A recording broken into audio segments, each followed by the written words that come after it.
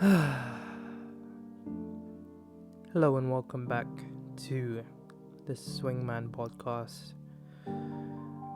In today's episode, we're going to talk about Game 1 of the NBA Finals. Boston versus the Warriors. Now, as you can tell by the tone of my voice, I'm very ecstatic about what happened at that game.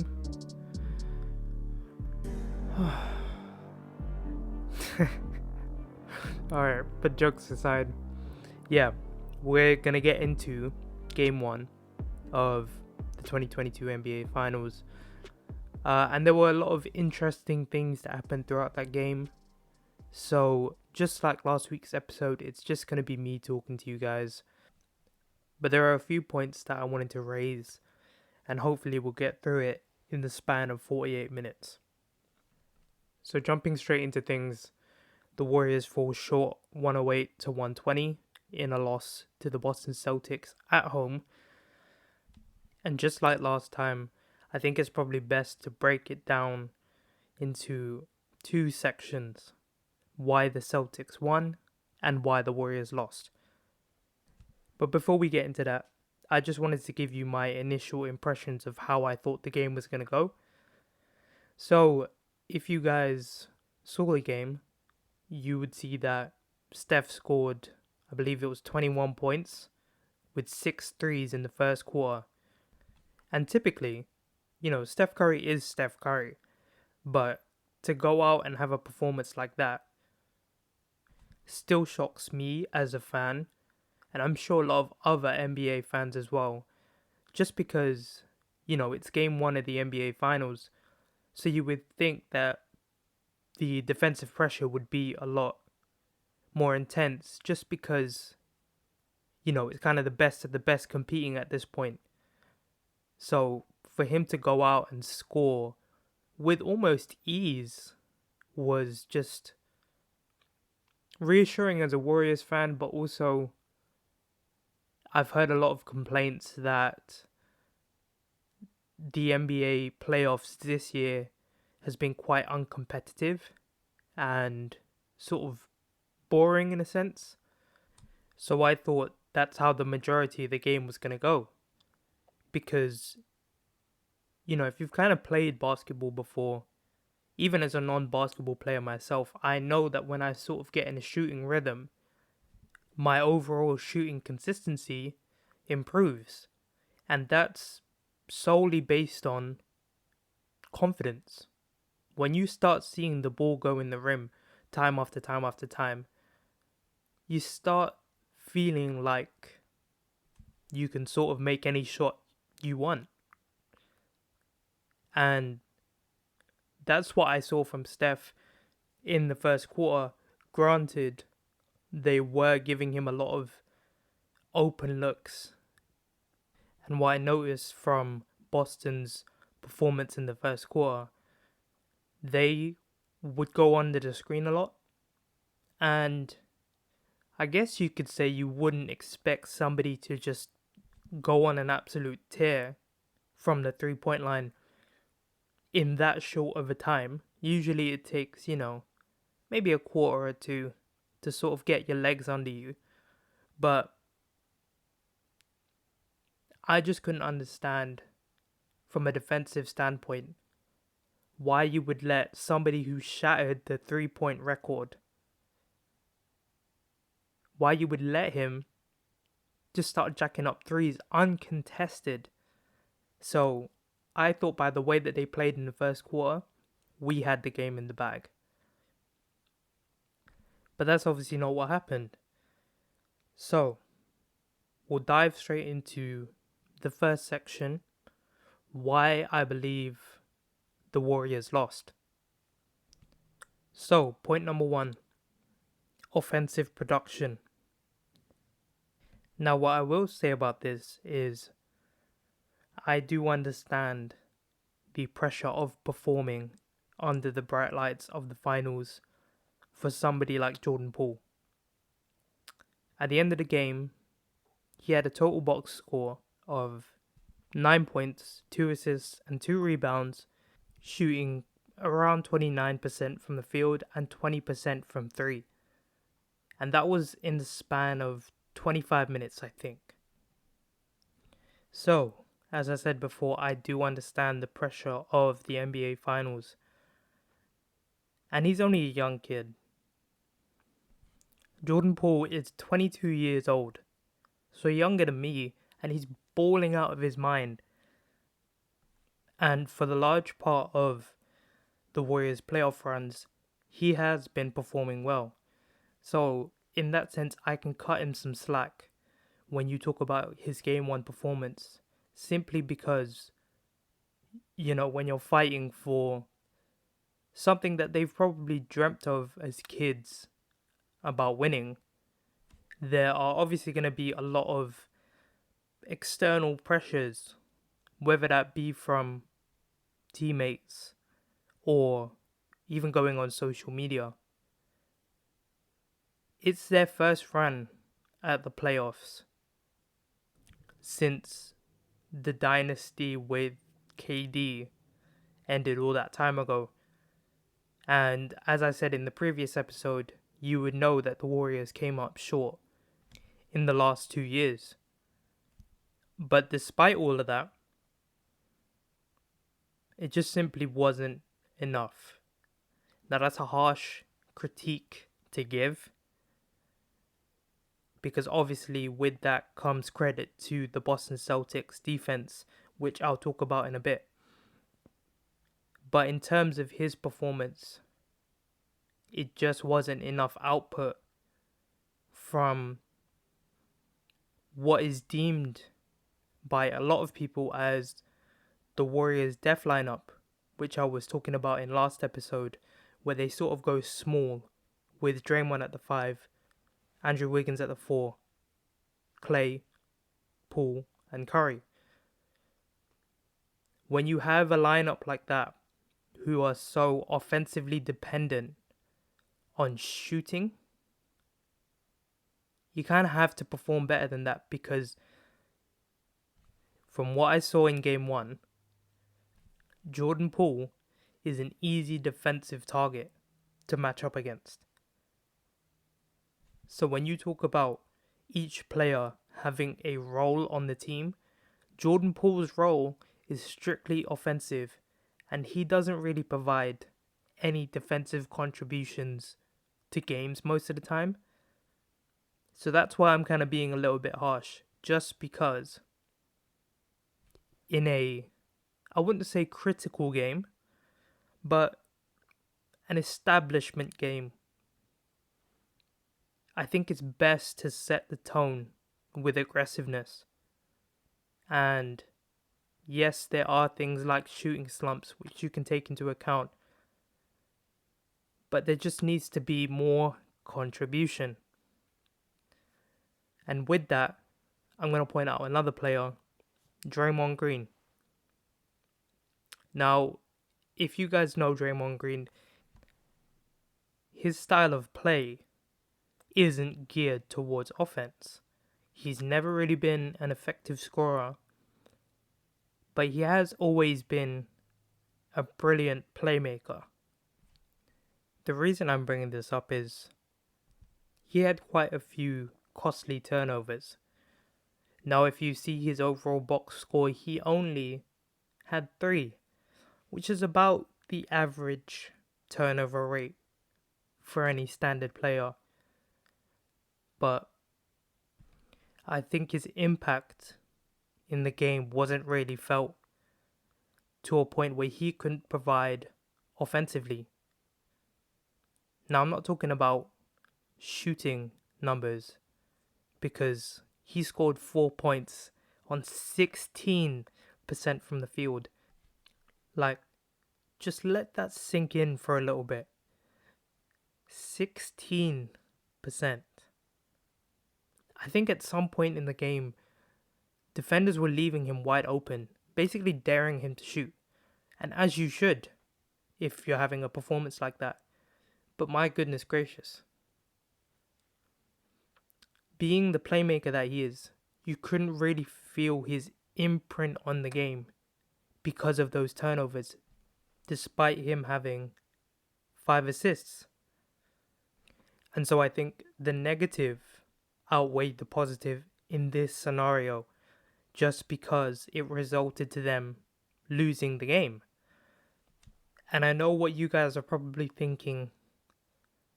Draymond is more known for defense. Obviously, he has that Defensive Player of the Year title under his belt. And yes, he did get 11 rebounds to go with 2 steals. If he just had a bit more offensive presence in the game, I think it would have made Celtics defenders kind of think twice about leaving him open, therefore giving more opportunities for people to score. But because he shot so poorly, defenders were practically leaving him open and effectively playing a 5-on-4 game in favor of the opposing team. So when I look back at that game, those 2 players in particular are one of the major reasons why the Warriors lost that game. So that's point number 1. Point number 2. As I said before, Steph Curry went absolutely ballistic in the first quarter. Now on the contrary, in the second quarter, guess how many points he scored? After being lights out from beyond the arc, guess how many points he scored? 0. Nout. It's another phrase for nothing. Nothing. He scored 0 points in the second quarter. And this is where I give credit to Boston's defense. I think they made a significant defensive adjustment, fighting over the screens and therefore making it harder on him to score. So that so much isn't, to me, a bad scoring performance, because I would have mentioned it in point number 1. It's just when you're a leader, a face of the team, and particularly known for being streaky and offensively gifted, scoring 0 points before halftime is very demoralizing going into the second half of that game. And I think the mental pressure will start to creep in a little bit when you think about how ineffective you were on the floor.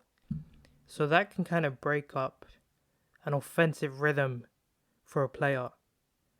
And if you could tell by his overall output in the game, he scored 34 points. Meaning that if my maths are correct, he only scored 13 points thereafter. 13 after scoring 21 in the first quarter. So I'm not going to say that he lacked confidence when he played out on the floor, but what I will say is he became a little bit more conscious about the offensive plays he was making. And like I said, he is the face of the Warriors. He is the face of the franchise. And for him to be known for effective 3-point shooting, I don't know. To me personally, I just think that it took a little bit of a toll on him. And that's not to say that his offensive performance was bad by any means, because scoring 34 points in a game is considered standard practice for somebody like Steph Curry, when the average NBA player is expected to score 20 or 25. So his imprint on the game was definitely felt. But the point I'm trying to make is you can see that it was clearly affecting him Because even if he put the same amount of output that he did in the first quarter, not even by shooting that many threes, but just being offensively aggressive, he would have dropped 40. And I guess it's kind of an ignorant thing to say,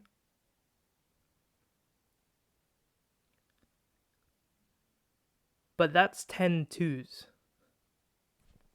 And what I mean by this is that's 10 layups, that's 10 mid-range shots, and if he was as confident in his shooting as he was in the first quarter, that's double his 3-point output overall, which is 6 threes. The reason why I'm saying that it's an ignorant thing to say is to score 12 threes in an NBA game, let alone a playoff game, a finals game, is a stupid thing to say anyway.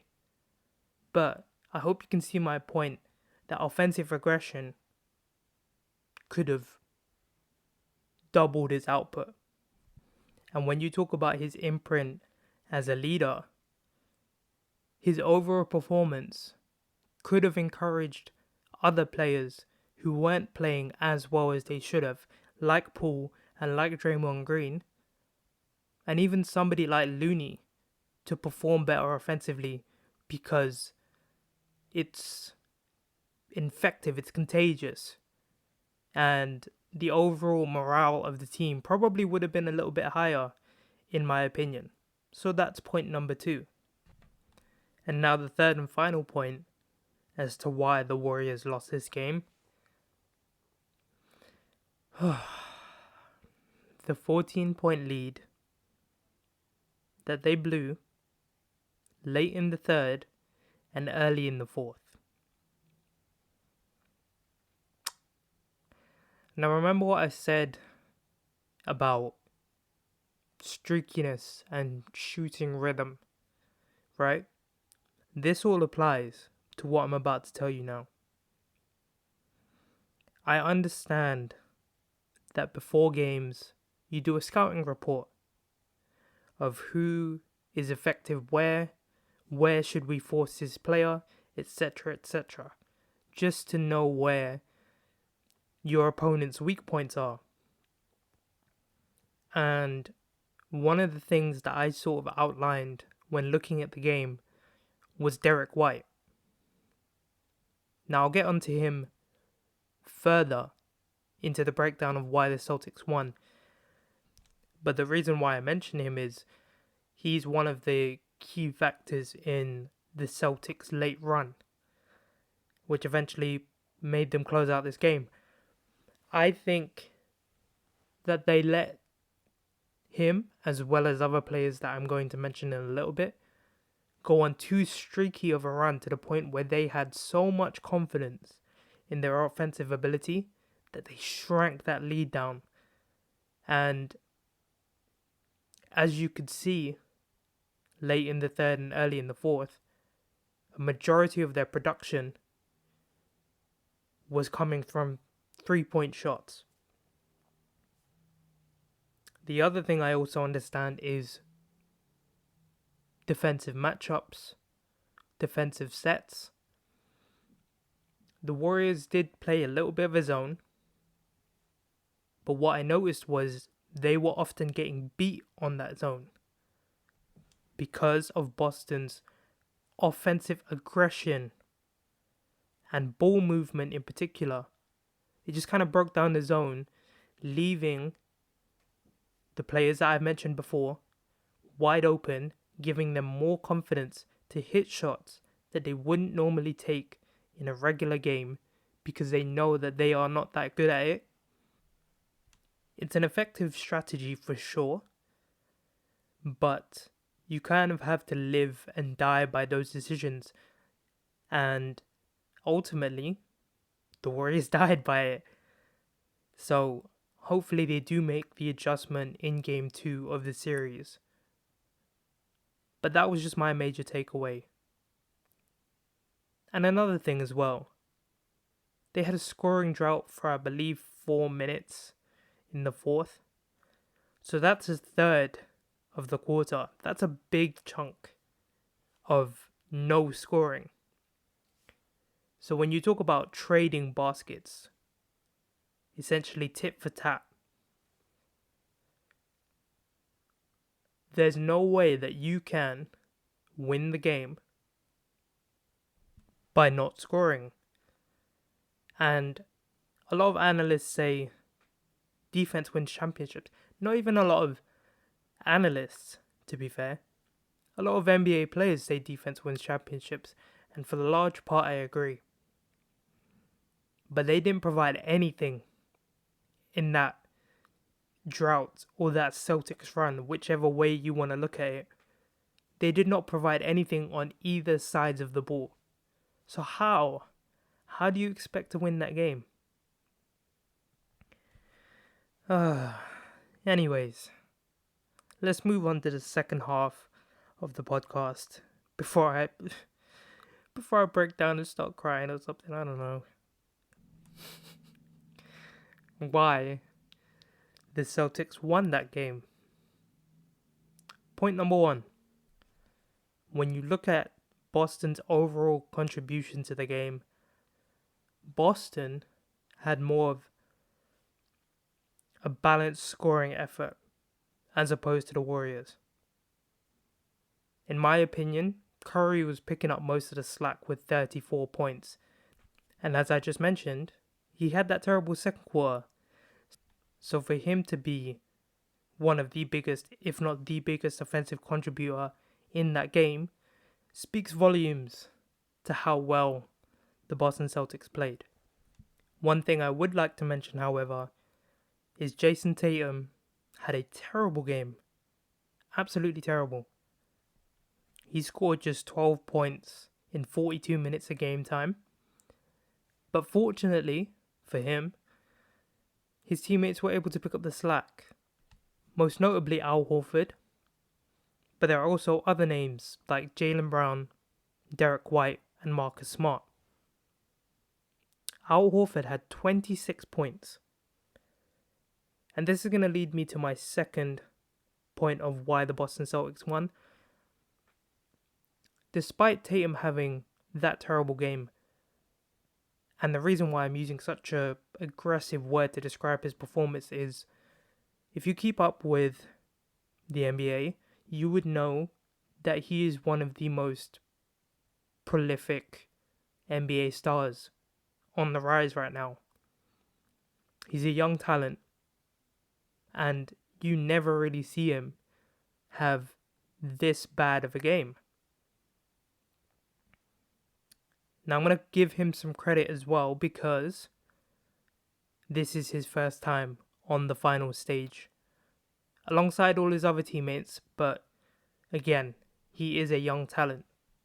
So yeah, despite him having a terrible game, the reason why it's not mentioned as a quote-unquote terrible game is because he was able to contribute in other ways. Jason Tatum racked up 13 assists as a power forward, or a small forward, depending on how you want to see it. I don't really care about the positions of basketball anymore, but the point is, he is your typical big man. Usually you would expect that kind of number from your guards, but Jason really improved his playmaking, and I think that's evident by his overall assist number in Game 1 of the series. So as I said before, Al Horford scored 26 points, Jaylen Brown scored 24, Derek White scored 21, and Marcus Smart scored 18. So as you can clearly kind of see, they were the main beneficiaries of Jason Tatum's quote-unquote lackluster offensive performance.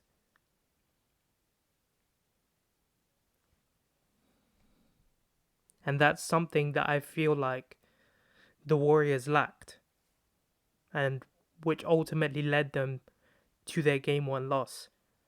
And that's a prime example of being as effective as you can whilst being on the floor. He only rested 6 minutes. if he had less assist numbers, I 100% believe that the Warriors would have won. But that wasn't the case, because he proved that he's much more than just a scorer. And what I noticed from this game actually was I saw a lot of similarity in the style of play to the Warriors. And as you can tell by their star players' overall assist numbers, I think my point stands true. The Boston Celtics incorporated a lot, and I mean a lot, of ball movement. So from a strictly unbiased view, it was nice to see the unselfishness throughout the whole team.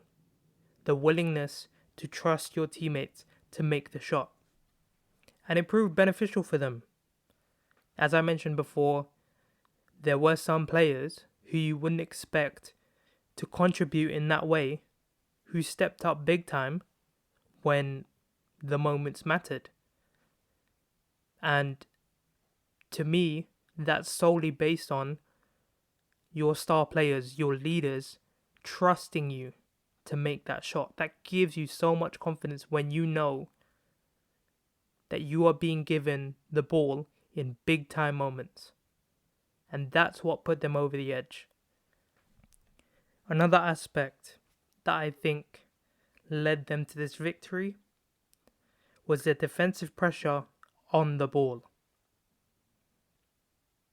Now, it seems quite contrary for me to say that Steph went off in the first quarter, and then for me to also say that they had a great defensive performance, but that is literally what happened. The first quarter was a slip up, in my opinion, and the second, third, and fourth, they had figured it out. Not so much the second, but you can obviously see that in the third and fourth, they had it sorted out. And this point goes twofold. One, their defensive pressure on the ball, and two, their constant switching. What I mean by defensive pressure on the ball is, as soon as that ball entered half court, there were denials for passes on certain players like Steph, Clay, and Poole.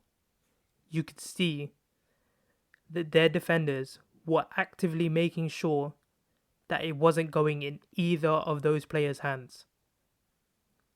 And if it did go in their hands, they made it as tough for them as they possibly could. And if they got beat, leads me to point number 2, they were constantly switching. And so yes,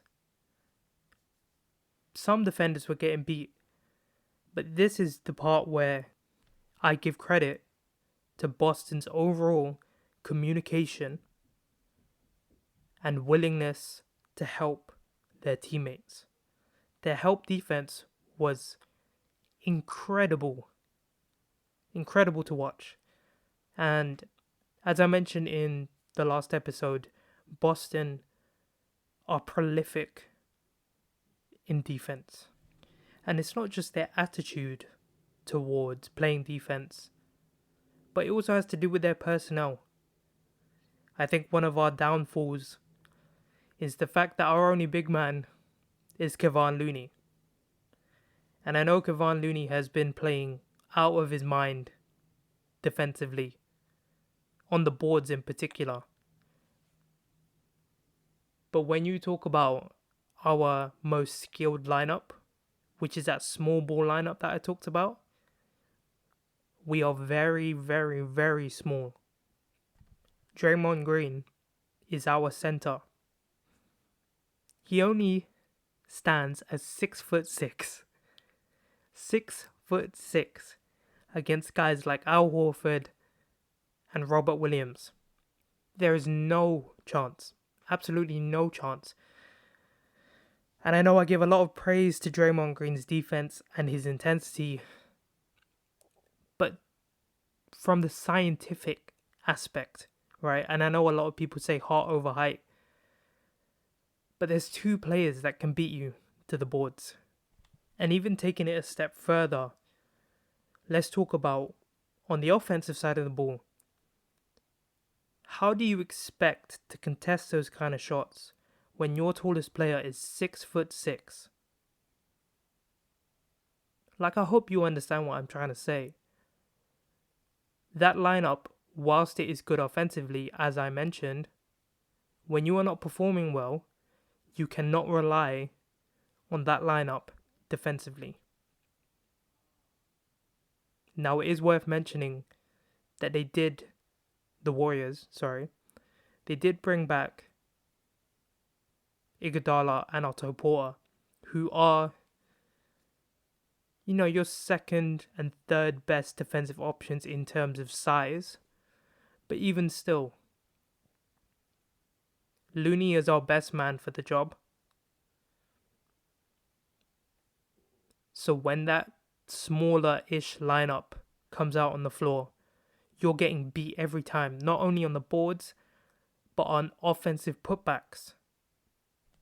And so I think going forward, the Warriors need to make the adjustment of how can we mitigate the size. Second to last reason as to why I think Boston won this game, role players stepping up big time in clutch situations. I briefly mentioned it before when talking about Jason Tatum's assists numbers. But what I didn't expect was the personnel who ultimately won the game for them. Specifically Derek White. He's not known to be the most gifted offensive scorer in terms of shooting behind the arc. And so that's how the Warriors scouted him. They played lackluster defense on him, dared him to shoot, and in the first half, I would like to say, it worked out pretty well for them. He did have a scoring output here and there, but overall, that was just his standard performance and what you come to expect from a player who comes off the bench. But my God, come the fourth quarter, you couldn't stop this man if you tried. I think there was a specific play where he was out on the left wing 3. And it was either Steph or Clay in his face. And he just shot it right over them while the shot clock was running down. That's how much confidence the Warriors defense gave Derek White. And the same goes for Al Horford. Although Al Horford is a bit more of a respected 3-point shooter, I suspect that he wasn't really playing that well from outside of the arc up to this point, which is why the Warriors personnel scouted him the way that they did. And all power to them if they thought that that was the best way to go. But to me, what was so disappointing about this Game 1 loss was the fact that it's the finals. You can't afford to make those kind of decisions. You can't afford to leave anybody open in the finals because everybody wants that chip. So of course, you are going to bring your A game, no matter who you are. First man to 15th man, you will play as hard as you possibly can. So in my opinion, that was a mistake. And adding on to that as well, as you guys probably know if you listened to the last episode of the podcast, I have big respect for somebody like Al Horford. Not just in this playoff series, but in the previous Eastern Conference Finals. Al Horford is proving that age is just a number. He put up 26 points in arguably the biggest game of his career. And towards that fourth quarter, he was shooting lights out. I think he had a total of 6. Correct me if I'm wrong in the comments. But to put on that kind of show just shows how seasoned of a veteran he is. And I don't doubt that he will continue to perform the way he has shown in the rest of the series. One issue that I haven't mentioned yet, which I will mention right now, that I think will sort of go against the Warriors in that sense, was Draymond Green's approach to them losing the game. And the reason why I say this is, during the press conference, he mentioned that 3 players, Derek White, Marcus Smart, and Al Horford, combined for 15 of 23, made 3-pointers. And the tone that I sensed from Draymond was quite condescending, because he said that those combination of players took that many shots, but they're going to be alright. And I respect the confidence, right? They've got 4 chips under their belt, and deservingly so. Like I said, he is a defensive player of the year, and arguably, he's a defensive player of the year candidate, beaten out by Marcus Smart, who is, by the way, on the opposing team, so I don't know why you have that much confidence. But the main reason why I don't like it is the fact that it undercutted the value of those 3 players in those clutch situations. And as I said before, you cannot underestimate anybody, first through 15th man on that bench. You cannot undercut anybody or underestimate their ability to perform in the finals, because it's the finals. So I'm sure what he probably meant by that was, they have shooters, but we have shooters too. The way I took it was, we are going to be alright, because they won't put up that same performance ever again. And that maybe is a negative view of how I saw Draymond's comments, but that's just the way I personally took it. And you can disagree with me. Let me know down in the comments whether you think the same. But yeah, I'm not sure I would carry that confidence with me after the fact that the Boston Celtics made history by being the first team to be down double digits in the 4th, and ultimately win the game by double digits in the finals. That's never been done before, so it just kind of proves their grit and determination to winning the basketball game that I don't think the Warriors had. And I'm probably giving the most harsh critique on the Warriors' performance. But you have to understand, winning in an opponent's building is ridiculously hard. And when you have a double-digit lead going into the final quarter of the game, you simply have to capitalize on what you have. And they just didn't do that. So, give the Celtics respect and credit where credit is due. And so I'm going to give one final point before I wrap things up. When Marcus Smart is good, he is great. What I mean by this is, he really showed his value on the offensive side of the ball in this game. And judging from previous performances, he hasn't played as well as he has in other games when compared to this game. But as others have mentioned on this platform, other basketball analysts and coaches have mentioned, Marcus Smart has a tendency to make silly mistakes. And in this game, I don't think he showed that. Now, it's important to note that it is just game one. There's 7 games in the series.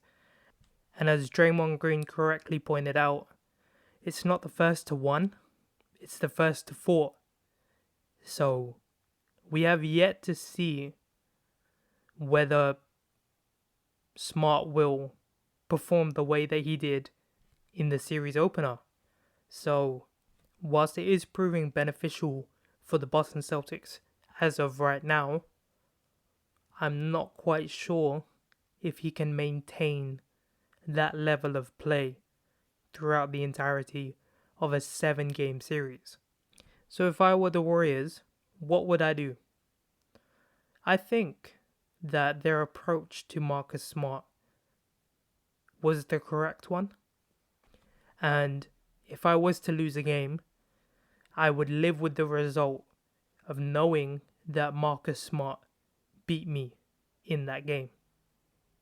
And that's no disrespect to Marcus Smart, but when you talk about players' weak points, I'm not talking about defensively, but in terms of outscoring you, Marcus Smart is a weak point. So I would continue to play Marcus the same way and see if he can build the confidence to keep that performance up. And if he does, that's when you need to analyze and change how you'll guard him. But for now, I think it's okay.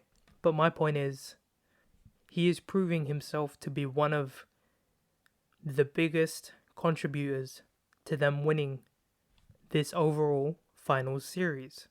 So before I get out of here, I wanted to give my final impressions of what I thought the game was like, and some, I wouldn't say fears, but just some worries that I have for the Warriors coming into Game 2 of this series.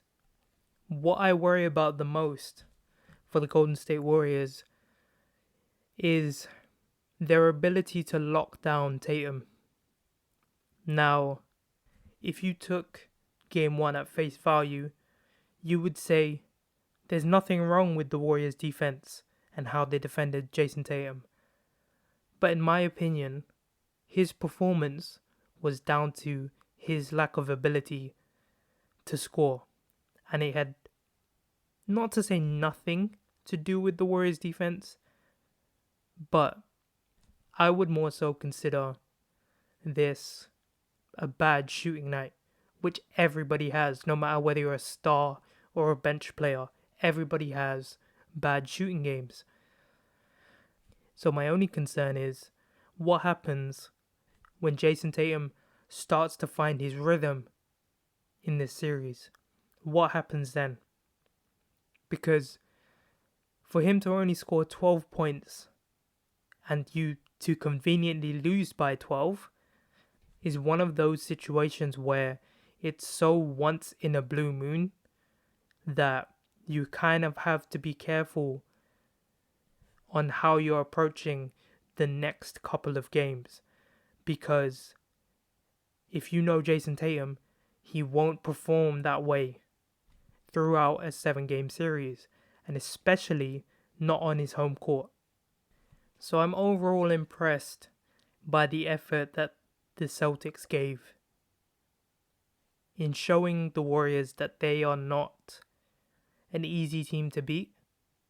And at face value, of course, I'm going to say that because they started almost bottom of the conference at the beginning of the year and out of nowhere rose up to become one of the top seeds in the East. Of course, you're going to say it's not an easy matchup. But what I mean by this is easy in terms of finals experience. They've gone to the finals 6 times, I believe. So obviously they have more playoff experience than the Celtics do right now. But let's not forget, a young Boston Celtics team went to the Eastern Conference Finals, albeit losing to the Cleveland Cavaliers. But you have to remember, that team had LeBron James. So how could you expect to compete against LeBron when he was dominating the East? But the point is, they almost made it. So when you talk about championship DNA and whether they have it, whether they have the clutch players to really perform in key moments, they have the personnel. Somebody like Marcus Smart, who was just awarded the Defensive Player of the Year award, he wasn't given that for no reason. So, in my opinion, they are the most ready that they've ever been to compete for a championship, and the Warriors shouldn't forget that. Although the Warriors aren't the most outspoken team in terms of exuding confidence, because let's face it, there are a lot of cocky teams out there. I'm not going to say which ones, but you catch my drift. Although the Warriors are not that, they are very confident in themselves and what they bring to the table. And whilst that could be a good thing, that could also come back to bite them simply because they could underestimate opponents. And that's one thing you should never ever do in the finals, and especially against the Boston Celtics. Finally, I would have hoped that the Warriors won Game 1. Just because, as I said before, Game 1 is a very good establisher for how the rest of the series is going to play out. I think if you win Game 1, you assert your dominance, you let them know that you're not playing around, and it potentially sets the tone for how the rest of the series is going to go. So yeah, I just wish they won Game 1, just so the Celtics know that the champs are coming to reclaim their throne. That's all. But that's going to wrap up today's episode.